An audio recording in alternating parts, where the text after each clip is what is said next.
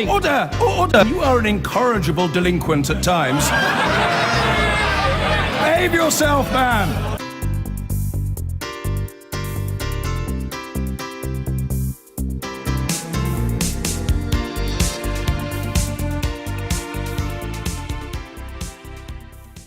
Now, the Liberal Democrats and Labour have been at odds in the House of Lords this week over the government's investigatory powers bill, which will let the security services access records tracking every citizen's web use for the past 12 months. Labour has attacked the bill, but didn't back a Lib Dem attempt to block important parts of it. Here's the Lib Dem peer Brian Paddick speaking in the Lords yesterday. Telephone operators already keep a record of the details of every phone call made and every text message sent. Internet service providers are being forced by this bill to keep a record of every website you and I and everyone else in this country has visited over the previous 12 months.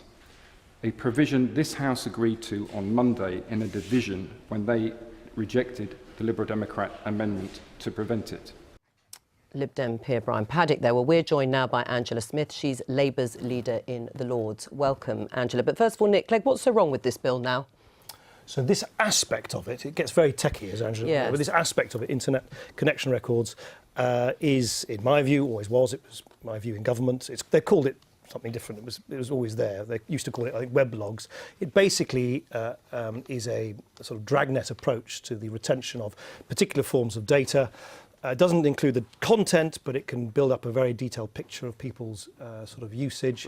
It's not really done anywhere else. I think the Danes did it recently and then sort of scrapped it. So in my view, it's disproportionate. I always felt it was disproportionate when I was Deputy Prime Minister. Right, because you had access, you'd have had access to those high security briefings. You will also know then, or they will have presented to you how important it is that the security services have all the tools at their disposal to do this. And yet you still feel it's disproportionate. Yeah, this goes, I mean, in the sort of awful jargon, this is about, you know, how big do you need to create the haystack to look for the needle, and what form is the haystack, and who retains it? Is it the government, or is it GCHQ, or is it in this case, the communications operators themselves?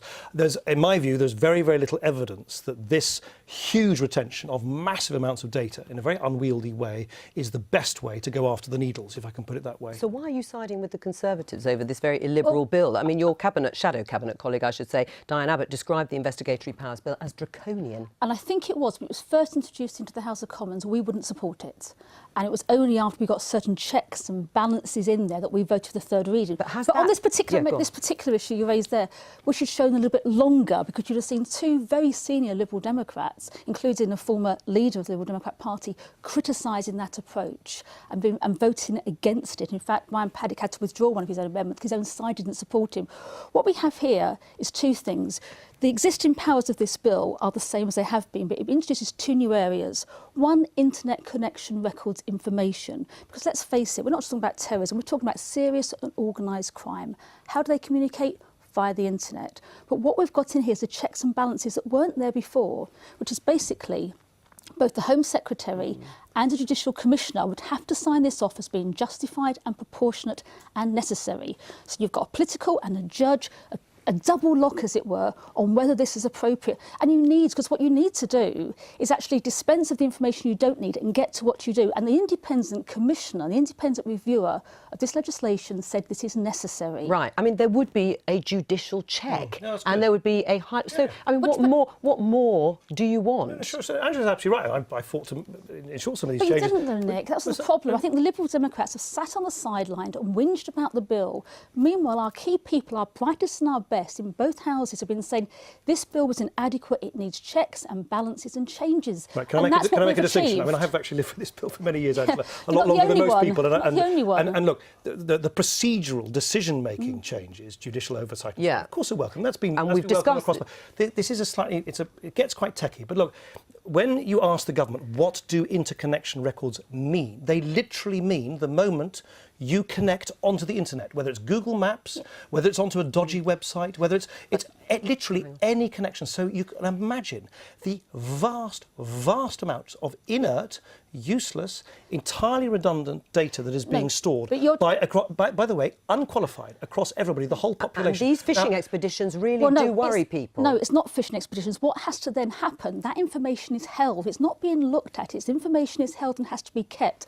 And then, if there is clear evidence that both the Home Secretary and a judge say we need to have access Angela, why does to no other specific modern information, do this? they may well do in future. Let's look at this. The independent But is it reviewer necessary himself, now, then, for that amount of data, of personal data, that, as you probably both agree, is useless in the vast majority of cases, to be held for any length of time? Only for a year. It's being held, and then if the access is needed, which would mean, well, who's been talking to who? And it may be a case, not just terrorism, it could be child abduction, serious and organised crime, child pornography, child abuse, all those areas.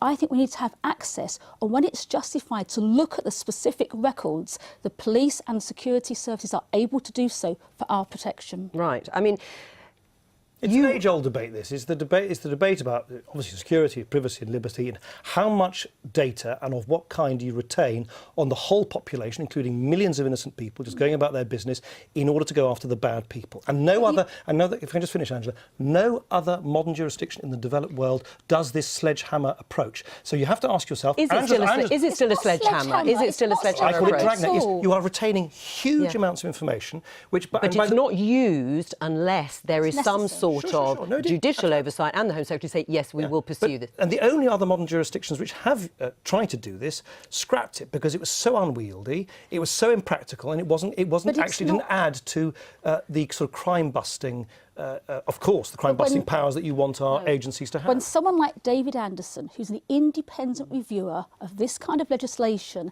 investigates this and looks at it and says, is it proportionate, is it necessary? He says yes, in some cases came with a much more qualified judgment. No, it is not. Brian Paddock had to actually change his view and admit he was only reading part of what he'd said in the House of Lords the other day. But I think it's significant. Serious. Well, he only quoted part of it. But what do you say, David Anderson? Because we interviewed David Anderson. What do you say he said about this? Well, he said there is proportionate response, and there is a case for doing so, and that is quite clear. Can I make another distinction? There's something called bulk data, where David Anderson... And by the way, unfashionably amongst Liberals, have actually always said there is a case for the agencies to hold what is called bulk data. This is the stuff that comes in sort of great pipes under the sea from other jurisdictions. This is quite different. The ICRs, the Internet Connection Records, is every time you click that computer under this table here, that is going to be stored on a database somewhere. It's a completely different thing. And the accusation is you've left civil liberties, you've just let them go and abandoned them. Absolutely not. I have to say to you, if the Lib Dem approach had been accepted, that would have abandoned civil liberties, because the checks and balances that we have inserted in this bill